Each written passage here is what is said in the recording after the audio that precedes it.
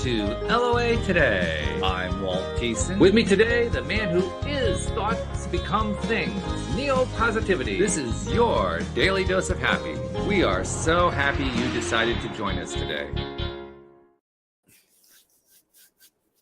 Say here in the northeastern part of the United States, once again, we are enjoying my favorite time of the year, springtime. It's a time of rejuvenation. It's a time of beautiful weather. It's a time of, wow, all the weather is turning warm. We're going to go to the beaches. We're going to go to the lakes. We'll even go to the mountains. It's a good time of year. I'm loving it. I have guests who are joining us from around the country. Well, first of all, my co-host, Neo. I mean, he hangs out some of the time in Florida, but the rest of the time he's like everywhere else. I've been traveling a lot. You've been doing a lot of traveling, and quite successfully, I might add. Thank you. Life is good. Life is good. It is very good. It's just got a little bit better because we're being joined today by Owen Santos, who, well, first of all, we already saw that he has a surfboard in the background, and he informed us that the Pacific Ocean is about 100 feet in that direction. So it can't get a whole lot better than that, can it? I mean, you got your favorite thing right there. You know, you're looking at it every day. It's a beautiful thing. Owen, welcome to the program. How you doing? Thanks for having me, Walt. Neil, I'm fantastic. As you mentioned, it's tough to have a bad day when you're this close to the source, man. Yeah, there you go. Good stuff. So give us a little bit of a background. Tell us how you got to be the life builder. It's a great question. How it started originally, if we went all the way back, it just started being really sick as a kid. And I think that you have to become an expert at actually doing something before you can teach and train it. And through necessity, at about 10 years old, I had to dive heavily into the fitness aspect. And that led to all sorts of disciplines and habits that eventually led to professional success as well. And now I'm at the point where I wouldn't consider myself an expert by any means at everything that I do, but I grow in it every single day. And I've had a lot of success over the last 10 years. So I'm at the point where I want to teach and train people how to have some of the success that I've experienced. It's clear that you've left it behind, but what were you dealing with when you were 10? I was born with severe asthma. So I was actually dealing with it my whole life. I was born on, I guess we'll dive right into it, right? Sure. We don't waste any time around here. We just go. Yeah. We'll hit the heavy stuff right away. So I was born on breathing machines. I didn't have a regular childhood. Some of my first memories were, I distinctly remember looking outside the window and watching other kids kick a soccer ball around. And obviously they were running around, and just knowing that I could not do that, because if I ran, I would get out of breath. And if I got out of breath, my lungs would constrict, just like squeezing a straw, essentially. And then I'd have to be rushed to the hospital, put on oxygen, steroids, all sorts of breathing apparatuses and things like that. So long story short, we eventually moved from the East Coast to Arizona to give me a shot at a regular childhood because of the dryness and the warm climate. The doctor told my parents I'd have a much better shot. Continued to go to the hospital, but started to slightly get better. And then when I was 10, there was like one of those defining moments, right? And I heard a long time ago, I think it was from an old movie, but when the defining moments come around, they either defined you or you define them. And this was my first memory, or is my first memory of a moment like that. And I asked the doctor, because I'd been seeing the same doctor every time I was rushed to the hospital. So I'm sitting there in the hospital bed on oxygen, tube in my nose. And I asked the doctor, how do I never see you again, doc? Like, how does this never happen to me again? And he looked down on me and just kind of laughed, as, adults tend to do when kids say stupid things. And just had that laugh that was clear that he thought what I was saying was absurd, was preposterous.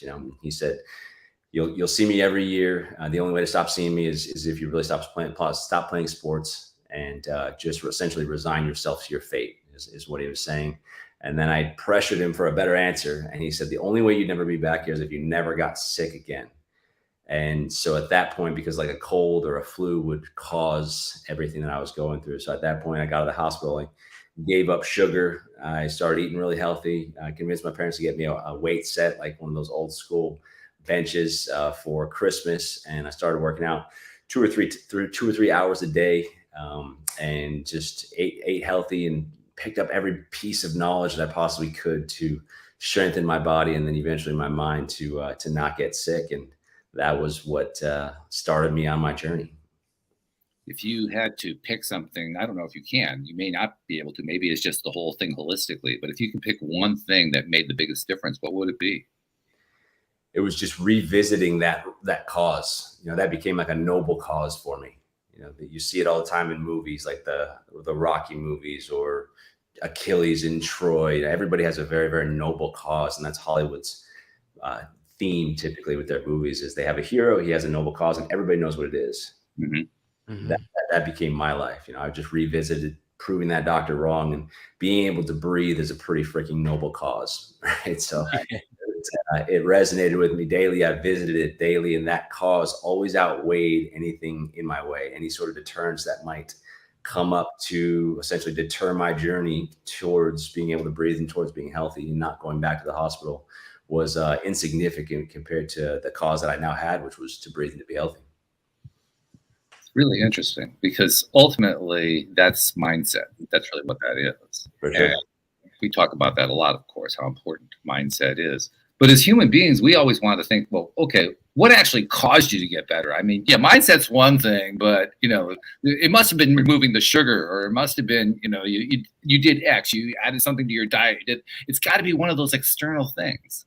That's step two. Yeah, right. But as your story demonstrates, that isn't necessarily something you can identify, but you can identify the mindset.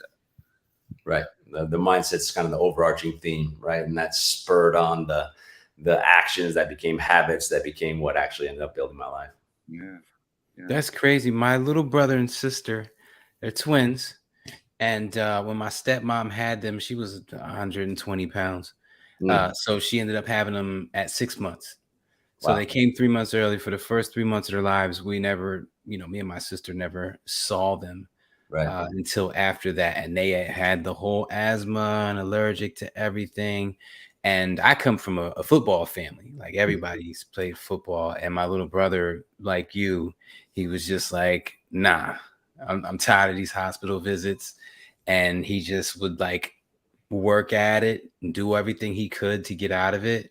And he ended up playing, you know, having a very successful football career, you know, full scholarship in college and all that other stuff. And my little sister, the same, she was pushing through. She took it a little bit longer because she kind of succumbed to the sports aspect of it and visiting the hospital. She had it worse than him, clearly. But funny thing is, we live in Jersey, piling all that craziness. Was it the albuterol, the stuff, you know, the albuterol. Yeah, they moved to Florida, and she's no more meds, no albuterol, no machine, nebulizer, none of that. Yeah, so, and all they did was move to Florida. I was born in Jersey, so that's okay. What part? I was born in Hackettstown, New Jersey. Okay, that's like central to north, I think. Yeah. Okay, yeah, I was born in Camden, so yeah, that whole area. Do you have any brothers and sisters? Yep, I have 4 brothers and sisters. Older? One older, the rest younger. I was second. Okay. Yeah, because to be an older sibling and watch, you know, your little brother and sister going through that, it's some painful stuff. You know, every now and then you get a phone call, hey, come to the hospital. What? Like, and it's just like, it's just one small thing. Right. You're there. Yeah. So yeah, I definitely can appreciate that whole story and your whole journey for real. Good stuff.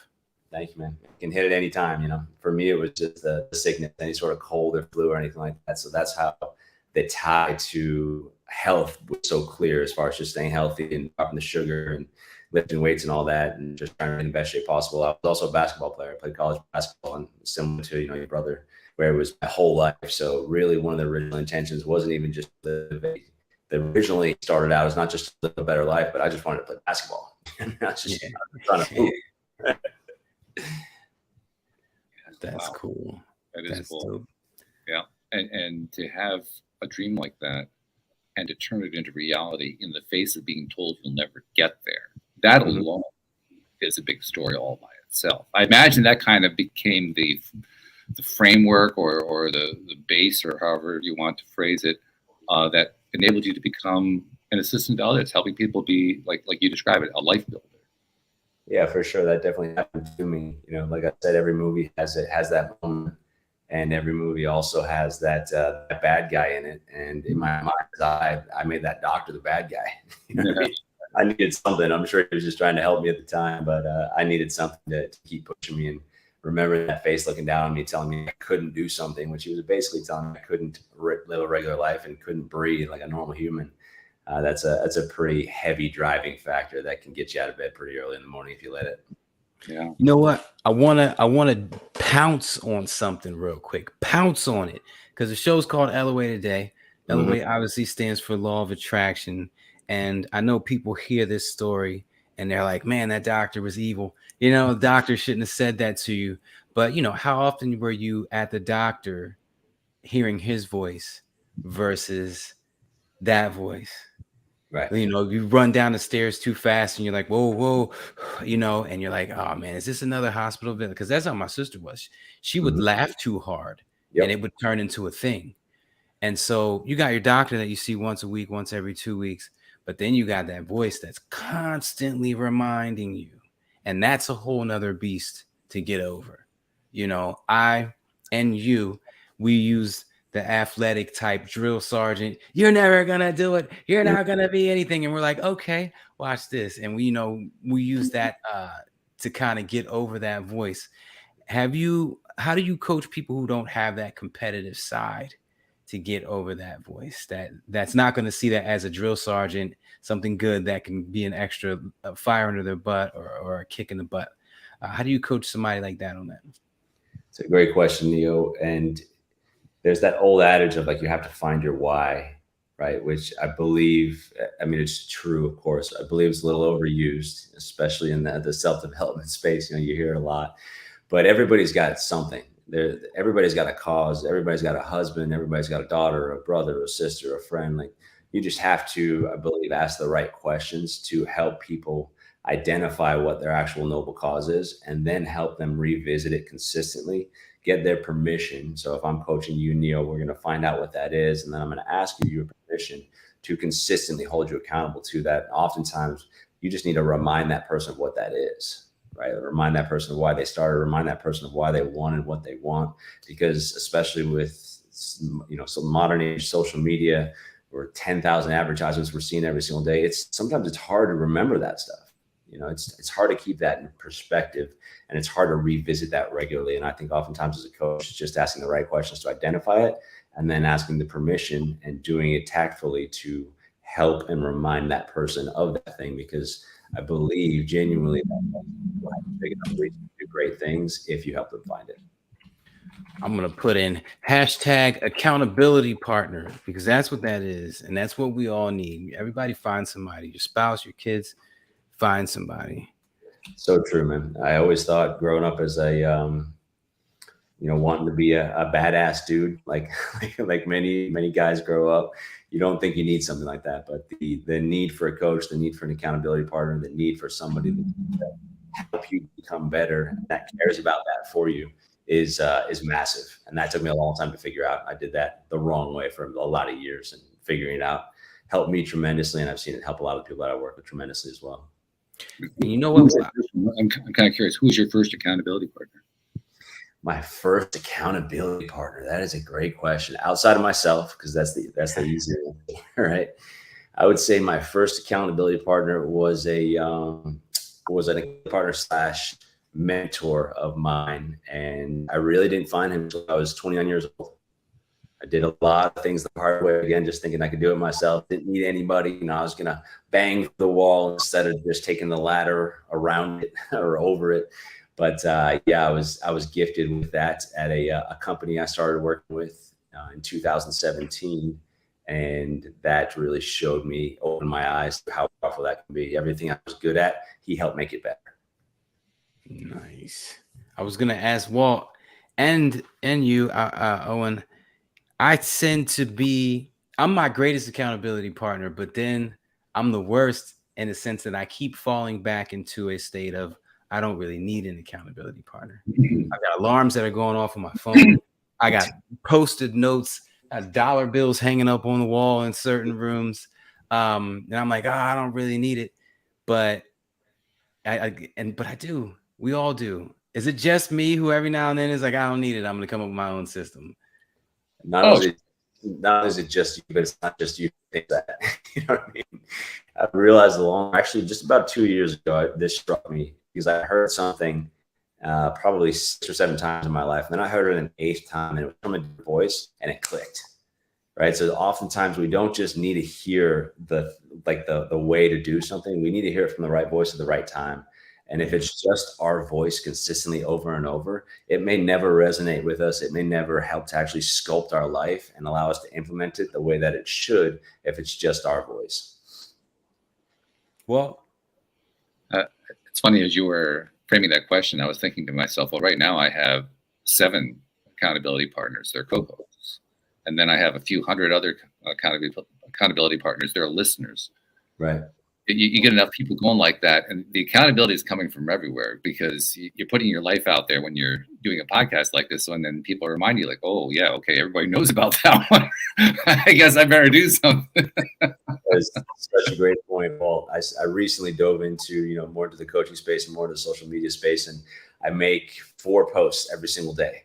And if I don't make any of those posts, or one of those posts even, not only do I feel guilty about it, but normally one of my followers will call me out.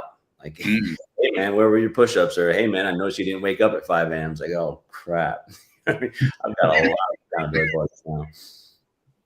Yeah, I'm working on creating something. I switched website providers 2-3 times in the past 3 months. Basically, it all happened in March.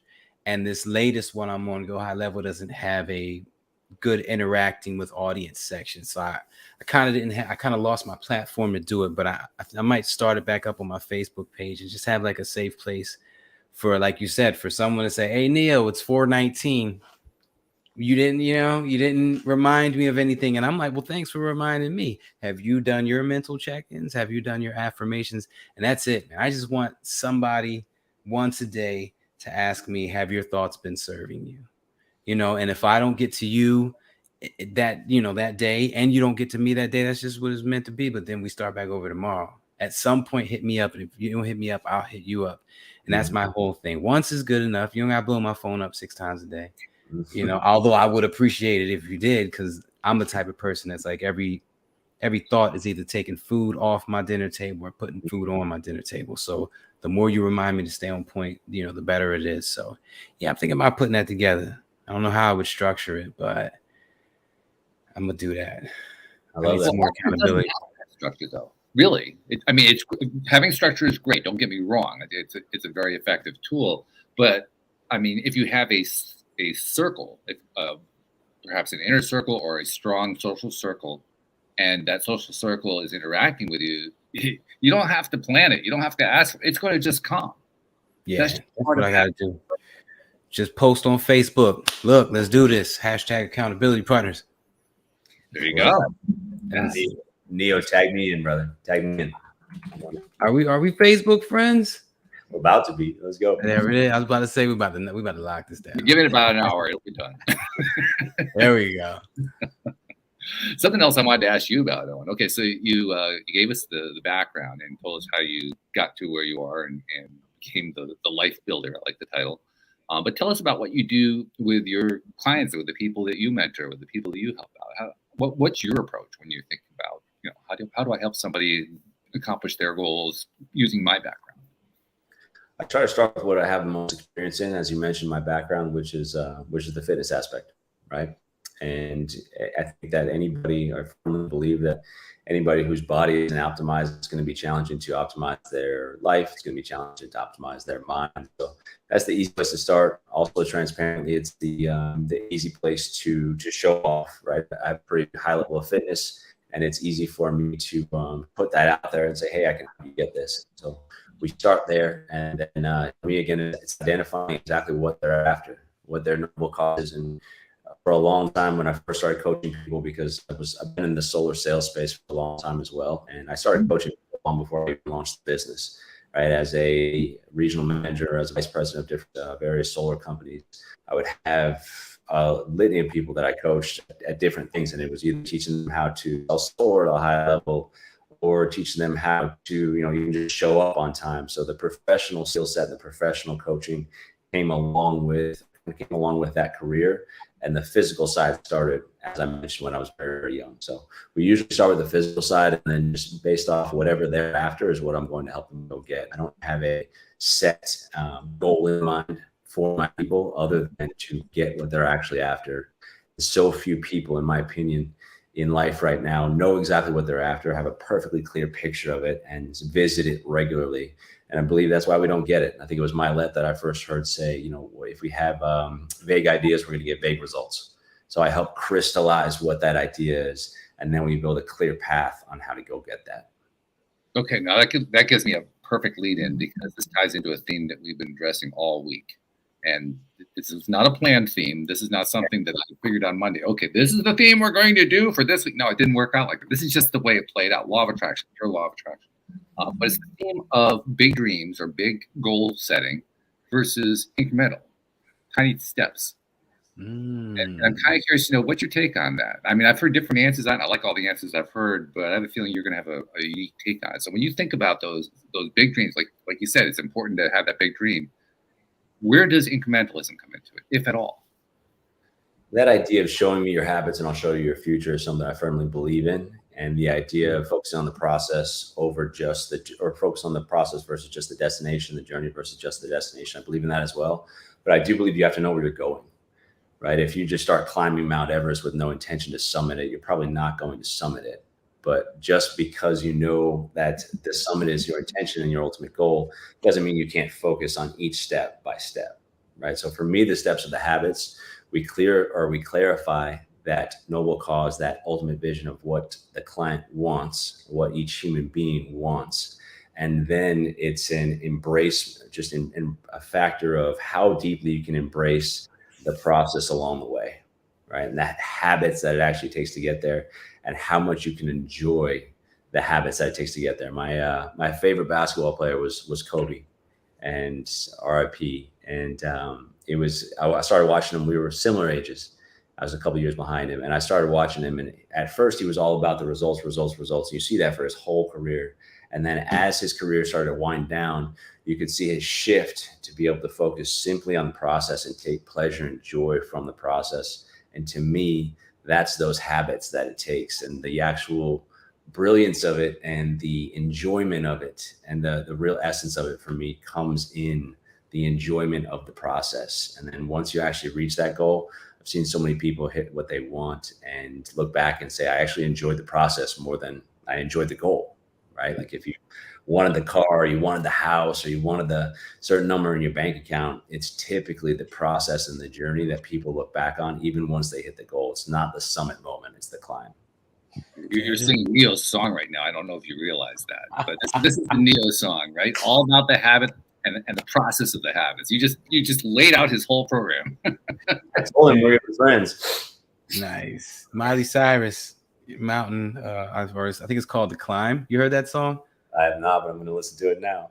Oh, man. What did she say? There's always going to be another mountain. I'm always going to want to make it move. It's always going to be an uphill battle. Sometimes you're going to have to lose. It doesn't matter how fast you get there. It doesn't matter what's waiting on the other side. It's about the climb. And it's crazy because I'm on I think I started it Sunday. Mm-hmm. So, I'm coming up on a week, and this week, anytime my mind says, what are you going to make next week? Or how much is that next job going to pay? Or what affirmation are you going to do to get that job in such and such state? I cut it. I mean, I've been real good at it. I cut it before it even starts. No, I want to appreciate now. And so that's what I do. I always worried about doing this because I'm big on proactive manifesting. I'm big on like every night from midnight till 2 a.m. I'll sit back and just visualize situations. I'll stand up, be walking around, giving my brother some money or signing autographs or taking care of my family or, doing some charity work or being on stage. Like I do a lot of visualization, which I consider proactive manifesting. As long as I'm visualizing it happening now or happening last week. Like, I'm so happy that show went amazing. Right. So I'm such a huge fan of that. I never wanted to stop. I'm like, it's fun while I'm doing it. It feels great. I'm watering great seeds. I'm attracting that into my future. So I never wanted to take time off from that. But this week I said, you know what? I'm just going to, anytime I go there, I'm going to pull myself back to what's happening now. I got a check right here on the wall from one of the big shows that I did. If I start to think about next week's show or next month's show, I go to that check and just appreciate that one. And I gotta tell you, it's just been a different world. It's been a different world. It's been a different life, and I might not go back. But Walt, I do want to back up a little bit because I really wanted to grab your answer to your ratio because you've done more research in this than I have. Well, I'm not sure about that part. But okay, what's the question in the again? past 5 days. Okay. So you have this ratio of you either shoot for the $10 million or you shoot for $100,000 at a time. I like to do both. Clearly, it's probably better to do both, but one you're going to do better based off of what you guys have been studying the last couple of days, talking about this week on the shows. What have you come up with is the better one to spend more time on? The person I'm going to draw from actually wasn't on the show this week, but he has expressed this on many occasions in the past. You know him, Dan Mangena. Dan advocates the whole idea of incrementalism. He wrote a book called Money Game, and Money Game is all about discovering where your mental limits are in terms of how much money you can attract into your life, and then learning how to break through those limits. And he does it using an incremental approach.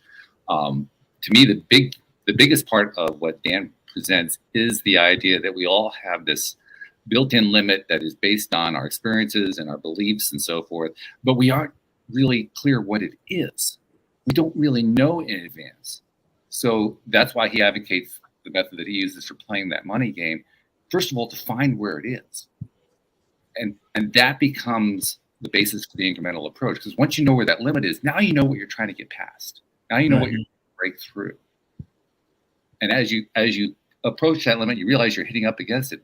Now you can say, okay, my increments, if your limit is, say, I don't know, $500, doesn't matter what it is. So if your limit is $500, okay, now you got to work in $500 increments. That's where your increment range is a $500 range. Oh, that's dope. I like that. It may change a month from now, but right now, that's where it is. So what's it going to take for you to get past that one right now? And he has a very specific method for doing that. I got to get his book. I love Dan to death. That's my guy. He co-hosted one of my Law of Attraction summits. But I'm not a big reader, and it's not an audiobook, so I don't know the techniques. He does have that.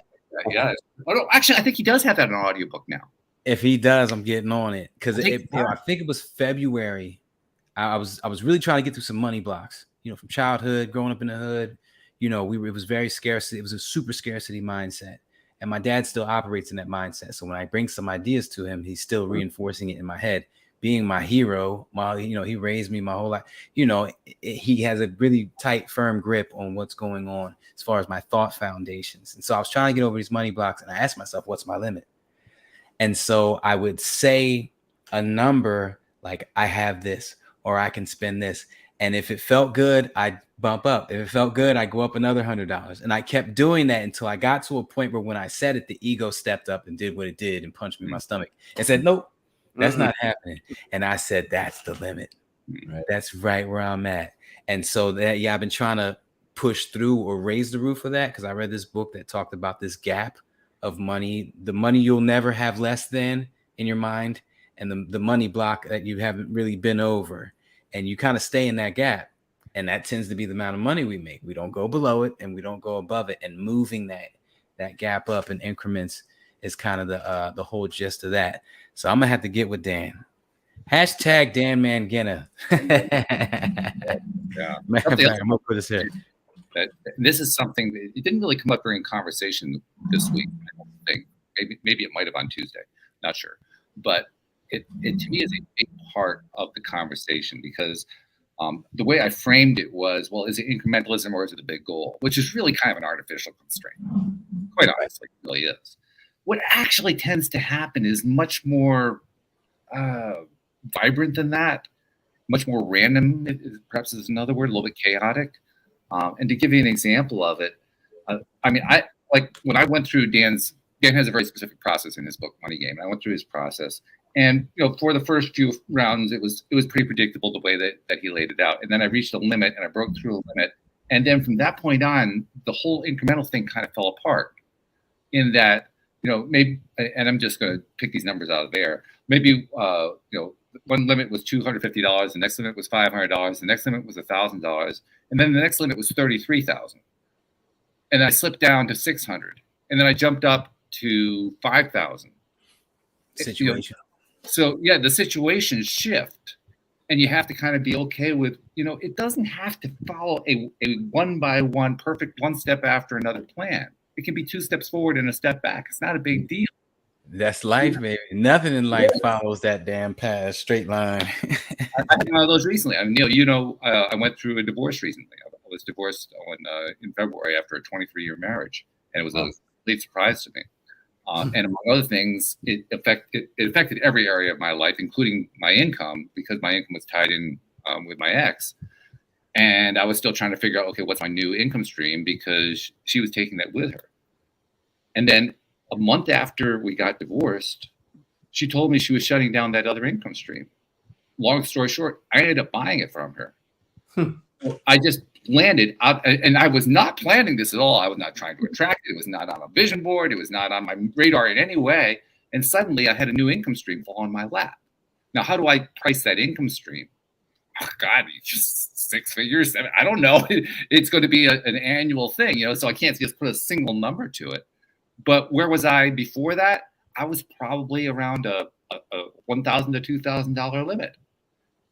So again, it illustrates you can't just kind of lock into it's going to be incremental or it's going to be a big goal. It's going to be whatever it is. The whole point of big goal or incrementalism is to help you reshape the way you're thinking about it. And that's the part that matters. It doesn't matter so much what the result is. What matters is how you're thinking about it. That's what I'm saying. Start with a number, then a little knot in your chest. If you lie to yourself or you feel sad, that knot that goes down and it goes up when you feel happy. That knot in your chest. Say a number to yourself. If it goes down, drop the number until you can say that number and it doesn't go down. It just feels okay. And then let that be it. Because when you notice that knot drop down, the ego is coming fast to say, no, not yet. No, you haven't done that. I can prove it to you. Here's your bank statement right here. And with all its proof and all its glory, it's coming fast and it's gonna take your legs out from under you. So I like to use that knot. But man, I can't wait to get into Dan's book now. Yeah, Dan's book is really good. I recommend it too. Well, you said that's called Money Game. I'll check that out as well. Yeah, Money Game. It's called Money Game. And there's a free version of it. It was available on the LOA Today app, but the app is broken, so I can't really give it to you that way.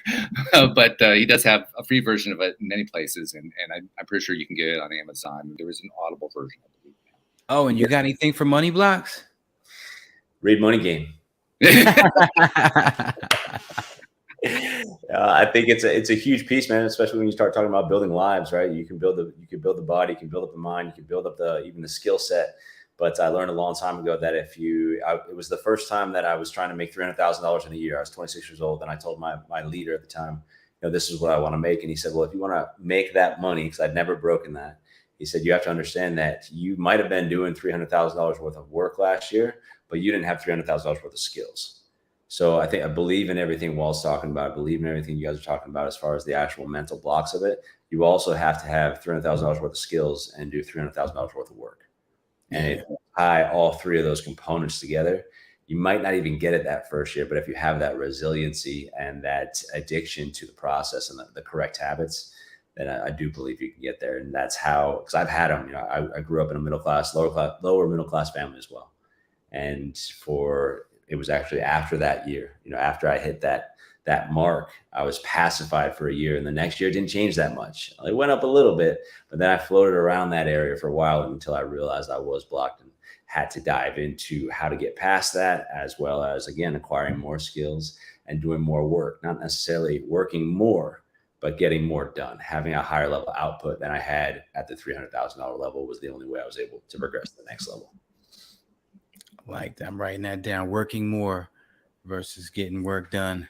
Mm-hmm. I think there's a distinct difference, right? I think it's Alex Hormozi talks about this all the time, and he's probably the most famous one talking about it right now. But just the difference between input and actually what comes out on the other side as far as output goes, right? There's plenty of people that work 8 to 10 hours a day, and growing up in middle lower class, oftentimes that's a badge of honor, right? So for money blocks at 8 to 10 hours a day, working hard is a badge of honor. It's a beautiful thing, and it's even almost hard for me to talk about right now and say it's not, because it's so ingrained in my soul that, like, if you work hard, that's all that matters, right? But difference between working hard and having like an average output and then getting an average income versus working hard and having a world-class output that leads to a world-class income. And it doesn't have to be time. It's not a function of time. It's a function of actual value delivered. You know, what's a sucky template I've been trying to get rid of is that, you know, you work 40 hours a week, whatever, but then overtime. And that's the template. If you work a little bit more than your 40 hours, you'll get a little bit more money. That is the opposite that you want to be thinking. If you're, you know, trying to manifest big things into your life, you have to dream big. And I love it because I did one-on-one sessions for a while and I made good money doing that. But going to speak for a crowd, it's the same 1 hour amount of time, but I'm getting so much more work done because I'm touching thousands of minds. 100%. And then that's echoing out to thousands of people versus one person echoing out to his family, maybe a couple of coworkers. So I love that so much. Working hard versus getting work done. I love that. I learned a long time ago that it's far better to give your absolute best 35 to 40 hours a week than just a hard work in 60 hours. Right? And I hire people all the time still in the solar space.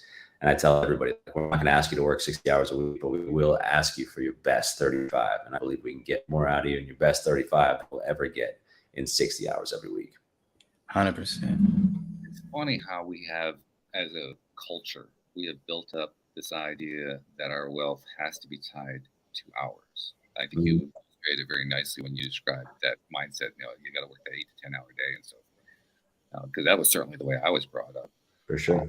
I ran into the challenges associated with it, though. It's actually what led me to create this podcast, because I've been self-employed part-time since 1995, full-time since 2002.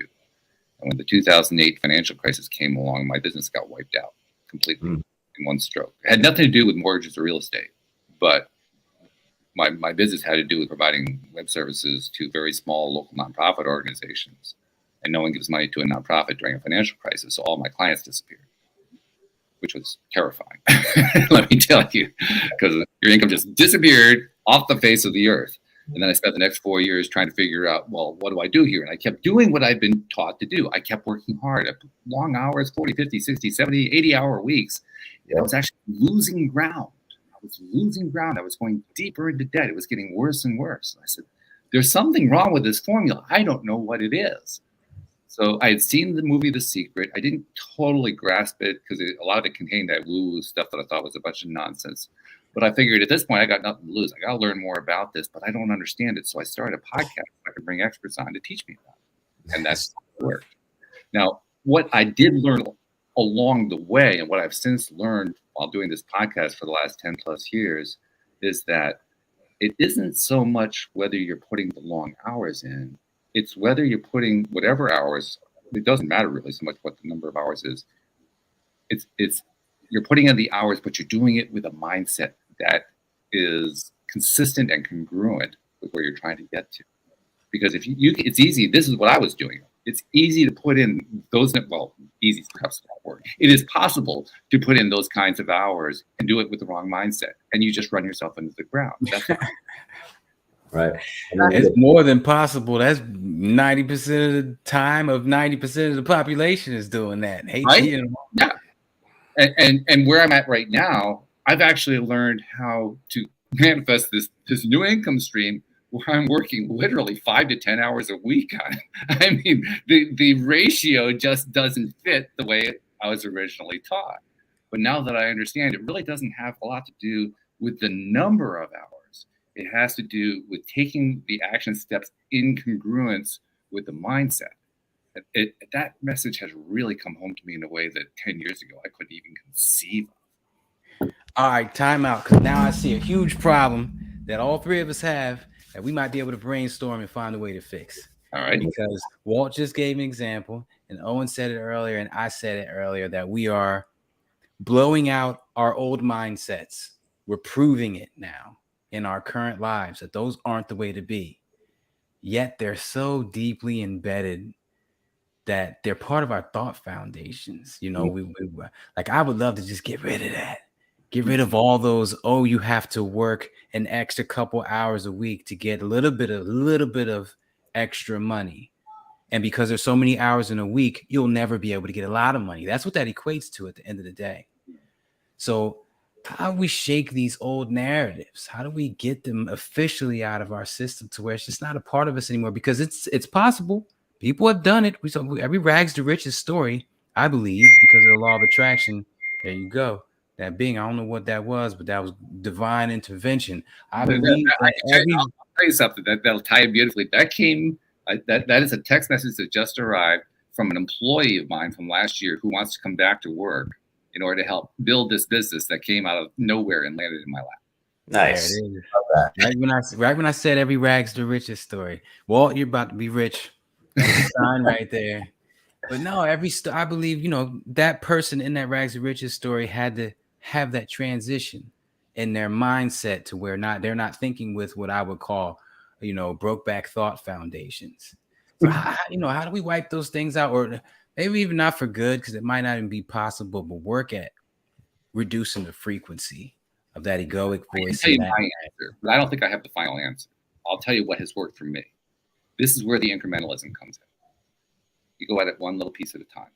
Try to make one improvement here, one improvement there, another one over here. And you just do that persistently. And you take 2 steps forward and 3 steps backward and 4 steps forward and 2 steps back. You just go through all this stuff where half the time it feels like you're not getting anywhere, but you just keep incrementally, just chipping away at it, chip away, chip away, chip away. And over time, what I have done is I've chipped away at that belief system about the number of hours it takes to have money come in. And now all of a sudden I kind of look at it like, oh, how did I get to 5 to 10 hours a week? But I did. And I do know how I got there, but there's just the piece of me that says, wow, that's pretty amazing. I love that dance. You made me think of dancing. 2 steps forward and 2 steps back and forth. If you were with your soulmate, taking 4 steps forward and 2 steps back and 2 steps forward and 2 steps, you'd be enjoying yourself. Yeah, true.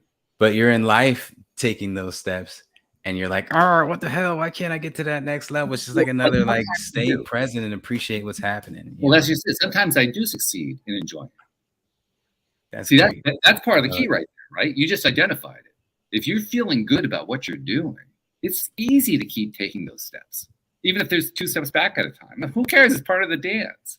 But see it as a dance, not as a race with a finish line 100 meters up. Yeah. It's a dance. Owen, what you got for us, man? I agree with everything Will said, and I would add to it that for me, I had to create a highlight, and I'm still working through this, right? I think that very few people are exactly what they want to be, and I have massive financial aspirations, so I'll probably work on it for the rest of my life. But this was something I really struggled with, and to get past anything, I need an irrefutable body of evidence, right? So if I'm trying to understand how I can earn more in a shorter amount of time, I need to produce world-class hours. Have a world-class hour here, have a world-class hour here, have a world-class day where I did a week's worth of work in a day. And then I just start to stack that irrefutable evidence, because I'm a logical guy. Most of us are, right? So when I look back and those old demons come in like, oh, you got to put in the 50-hour work week to have worked hard and be a good man, then I can look at that irrefutable stack of evidence. Essentially the highlight reel of over the last 6 hours, I just did a week's worth of work, right? So it's just putting together that actual combination of short time and extremely high output, and remembering you can't forget about it when it happens, right? Whether you got to shoot a short video of yourself or write it down or journal it, pick your poison or whatever it is that you do with that. But you got to be able to remember that highlight reel and visit it when you start to get tugged back by those low class limiting beliefs around money, especially. Marinate on your highlights right here. One of my first checks. It was $500 for 1 hour of speaking. Nice. You hear that? It's laminated. It's laminated. I'm never gonna lose it, and it's right here on my wall every day for me to look at. If I ever have that moment, you gotta marinate on your highlights. I'm such a huge fan of marinating on highlights. Funny thing is, it doesn't even matter how many hours you're talking about. What matters is how you feel about it. Mm-hmm. So if you feel good about 50 hours, that's good. Because you feel good about it, not because it's 50 hours, because you feel good. Right. And it helps if you have the result to tie back to it, right? I saw when when Instagram sold those blue check marks to everybody, I think they said they made something like $600 million in like 5 hours. Yeah. Wow, nice. You made a lot of people happy. You know, I mean, everybody's blue check mark, all happy about it. Congratulations, you clicked a button and made 600 million in an hour, a couple hours. Like, there's nothing wrong with that. There's an interesting side piece that goes with that point that you just made. And I'll tie in a story from one of my other co-hosts, Joel Elston, who has returned to the show, thankfully. He was one of my earliest co-hosts. He came back for the first time about a month ago, and I'm loving having him back. But he once told me a story about, he's a former therapist, currently a life coach, with a really traumatic background that he really leverages to his advantage in working with his clients. But he had this one client who was multi-billionaire, actually. And he's in conversation with him, and he's I don't even remember what they were talking about, but at one point the client, I guess, brushed some papers on his desk or something while they're talking. I guess they're on a video call, and the client says, "Oops, I forgot about that one." And Joel says, "What? I don't remember why the context said that this was a good thing to do, but he said, what is it you just forgot about?" And the guy says, "Oh, I've got a $17 million dividend check I forgot about." Like, what? But that shows where mindset is it. And in his case, that amount of money was nothing. It didn't mean anything to him because he was so well off financially. So you might be wondering, well, why was he working with Joel? It wasn't about money. His problem was with relationships. Yep. So even when we get something like that resolved, we still have other stuff that we're still working on. That's what makes it a truly lifelong learning process. Because even if we get one or two of these things down, there are still many other things we can learn. So many other things we can be building on, working on, developing. I mean, right now, you know what my biggest thing is right now? It's health stuff. I'm not even sick. But right now, I have this orientation toward, I just want to work on the health side. There's things that I can improve on. That's awesome. That's huge. Proactively handling health issues before it comes. Yeah. I don't eat exactly healthy. You know, I'll have burgers and stuff like everybody else. However, every day I do make sure I get in beets, spinach, blueberries, you know, some blackberries. Like my smoothie is legit. You know, so my breakfast is good. I always have a jam-packed smoothie with a bunch of quote unquote superfoods in it. And then dinner is up in the air. You know, try to do some kind of chicken, you know, try to stay a little bit healthy. A preemptive strike. I do want to ask you guys this too, and I'm super curious if this is just me. It happens with tax returns, and now I'm discovering any checks that come in the mail. When the person tells me the check is in the mail, it's like I cannot rest until it's cashed. Like I like there's something in me that's like something's gonna happen, it's gonna get reversed or something. It's like I don't believe it until it's true. And I don't like that. Like being on, I was a cop for all those years. It was direct deposit. I haven't got a check mailed to me. You know, that's just not what I'm used to. So now that I'm getting checks, and it happened, I noticed it every year with tax returns because once they tell me the number, I'm like, cool. And they're like, all right, it'll be here in 3 weeks. And I'm like, all right, let's see see if it makes it. That's my mentality. See if it makes it. Is it just me, or you know, or do you guys experience that too?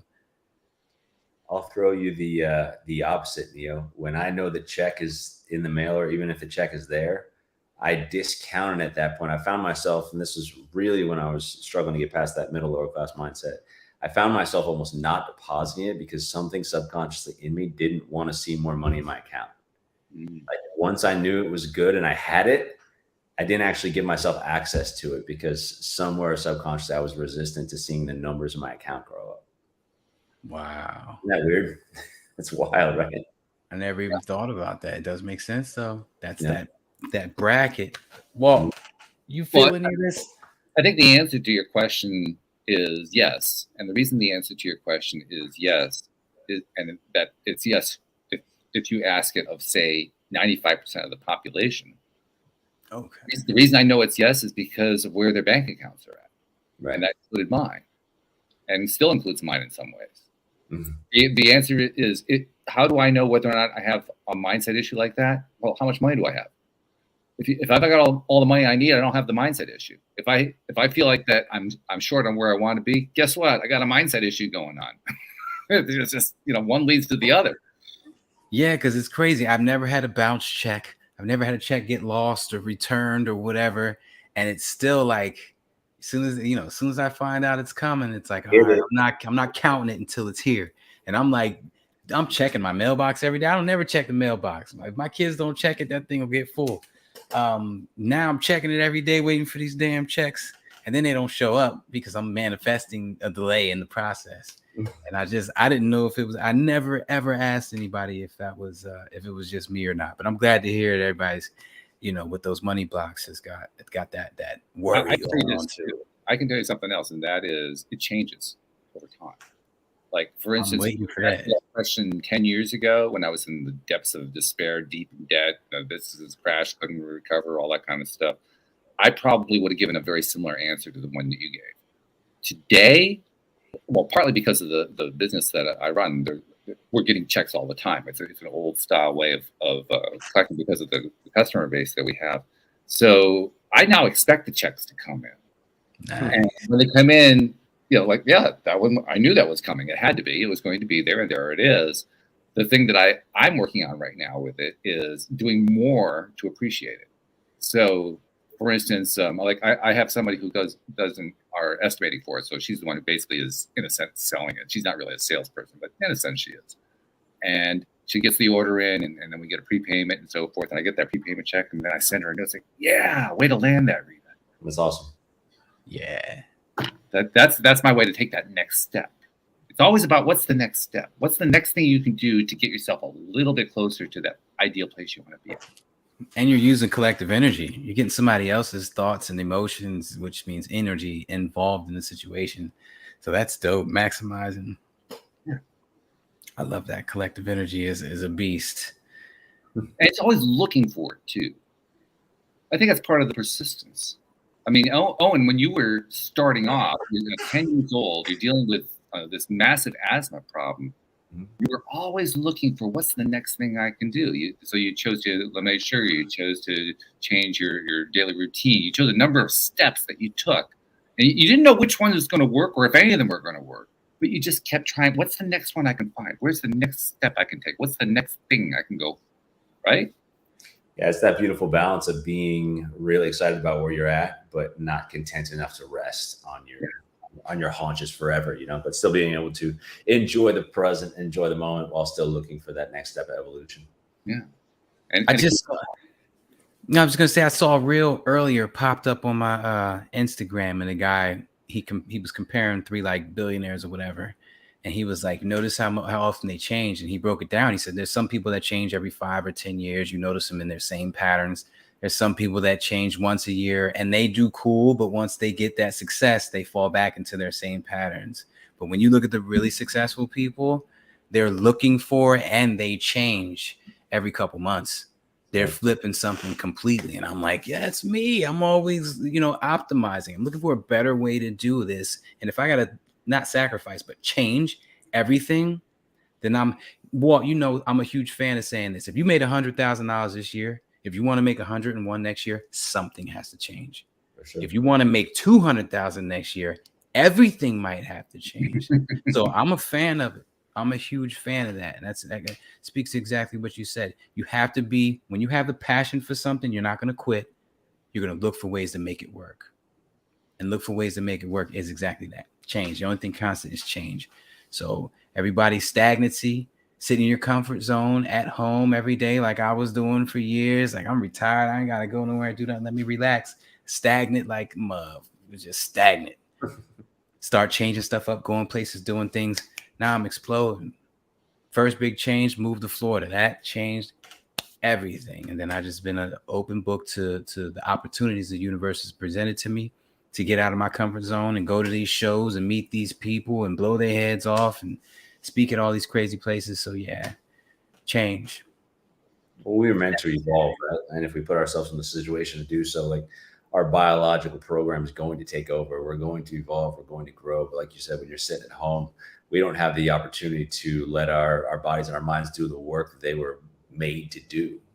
And putting ourselves in that situation allows that to happen. And it's been it was one of my biggest weaknesses when I first started out, is I'd get to a certain level and I'd be comfortable because that level was pretty high, especially compared to where I came from, compared to the people around me. It was pretty high. And then realizing that I had to instantly recalibrate and also have some sort of driving overarching cause that I'll probably never catch, that will always help me recalibrate and always help me go chase something, was transformative for me for sure. We kind of touched on this earlier, and I want to revisit it before we're done with the show today. Owen, I wanted to ask you about this specifically. As you've gone through your life, as you've basically taken all these steps forward, a step backward, the next thing I'm going to go after, and so forth. To what extent have you found that how you feel about it makes a difference? In other words, is it important that it be a passion? Is it important that it be something that you really just can't get enough doing? How important is that? In reference to high performance on a specific activity, or like each individual activity, are you asking, Walt, or just in general? It's open-ended. You get to answer it whichever way makes sense to you. I do believe it's important. I don't believe it's necessary. Meaning and I have one, right? I have this overarching purpose of catching the man I was supposed to be, the husband I was supposed to be, the father I was supposed to be, actually catching that person. And at some point knowing that I became everything that I was supposed to be.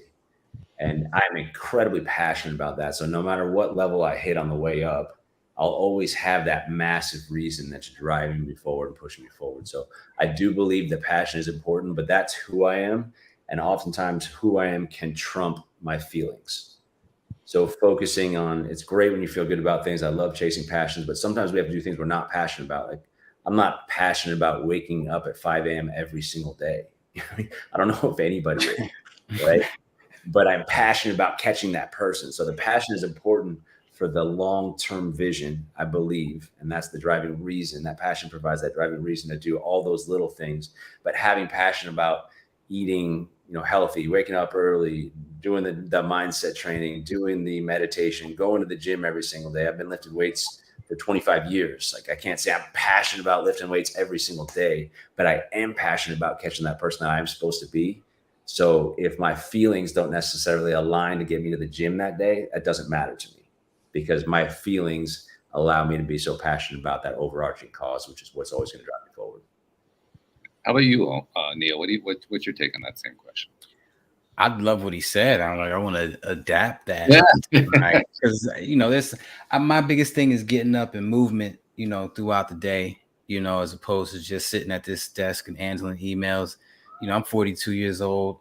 That stuff starts to hurt your back. You sit at the desk too much, too many hours a day, you're going to be screwed for the next couple of days. So getting up and doing the exercises that I used to do, I've never been that guy. I used to try to skip the weight room. You know what I mean? When we had football practice, they made us hit the weight room. I used to be the guy joking around, but I was scoring a touchdown. So I was like, all right, I don't have to hit the weight room. So now that I'm older and I have to do these things, I'm not passionate at all. I don't want to do them, but this is a great driving force because there is a version of me that I want to be, that is more healthier, more fit, and can, got some cardio. That heart muscle, like I work out all my muscles and I'm doing great, but I don't work my heart muscle as far as like cardio and stuff like that. So I need to step it up, and I like that. I'm gonna use that as my my driving force. See how that works out. We are running out of time, but Owen, before we go, we got to get some info from you, because there's probably somebody listening who's saying, I got to find out more about what this guy Owen does here. So if somebody wants to reach out, they want to learn more about your mentoring or coaching program or whatever, what can you tell them? What can I tell them is just have a conversation with me. Reach out to me on Instagram. It's Owen Santos with an underscore at the end. And my intention and what I believe is what I'm building my expertise in is helping people get what they want. And that's my number one driving intention in business.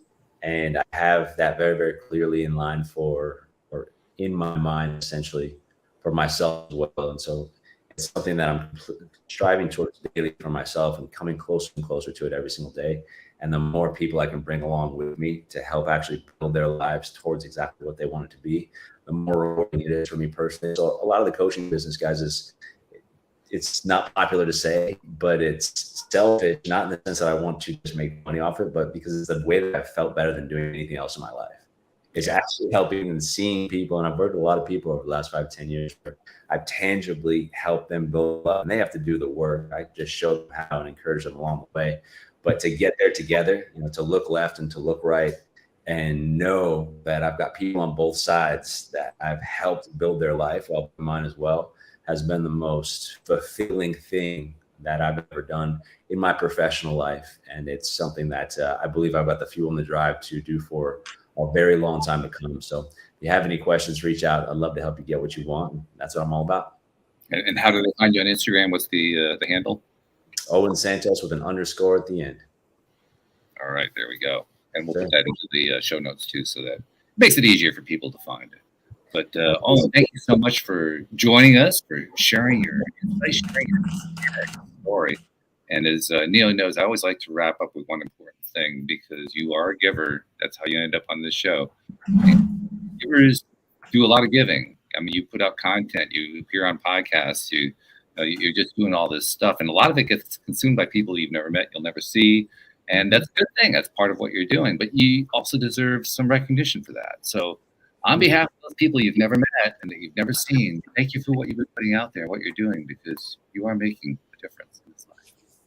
Well, Neil, I appreciate that. And I appreciate you guys as well. Thank you for the value that you add to my life today. I'm definitely going to retain every bit of it that I can. I'll watch the episode. And Neil, if you start accountability group, man, tag me in. I'm on it. As soon as I'm done here, I'm going to get on that, because I'm late. I should have been doing this. Let's go. And Neil, you final word. You know what that final word is every week. Shout out to my military and first responders, man. We love you guys. Keep us safe. Thank you very much. Thank you to our podcast listeners everywhere. We'll see you all next time here on LOA Today. Goodbye, everybody.